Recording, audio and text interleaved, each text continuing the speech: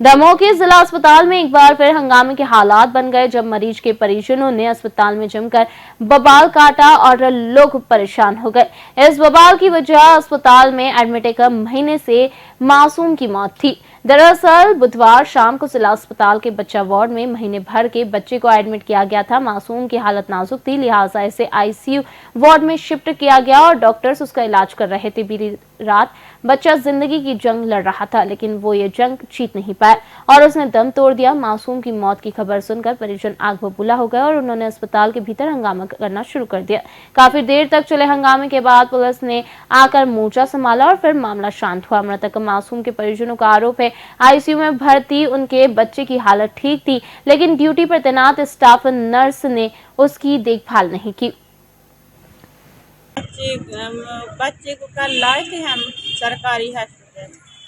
कल रात भर में बच्चा सही रहा, 12:30 तक सही रहा, 12:30 के बाद अभी तक सही रहा, लेकिन जो सिस्टर आई है 2 के बाद इसने हमारा बच्चा नहीं देखा है।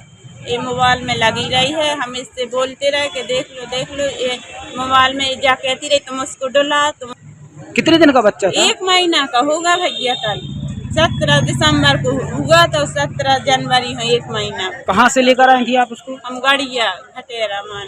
तो उसके अटेंडर जो थे वो कंटिन्यू, मैंने डॉक्टर्स को कॉल किया, वो आए, है ना। फिर उसके बाद में जो उसके अटेंडर थे, जैसे ही उनको पता चला कि इसकी डीसी हो गई है, तो वैसे ही वो जो कंट्रोल रूम जो हमारा ड्यूटी रूम है वहां पे आ गए और मुझ पे हाथ उठाने की उन्होंने कोशिश की। बच्चे को 8,000 उसकी प्लेटलेट्स थी, बहुत ज्यादा इन्फेक्शन सेप्सिस में था और पूरे बॉडी में इंटरनल उसको ब्लीडिंग हो रही थी। ये बच्ची जो है कल शाम को हमारे हॉस्पिटल में एडमिट हुई थी, जो कि पीआईसीयू गहन में एडमिट थी।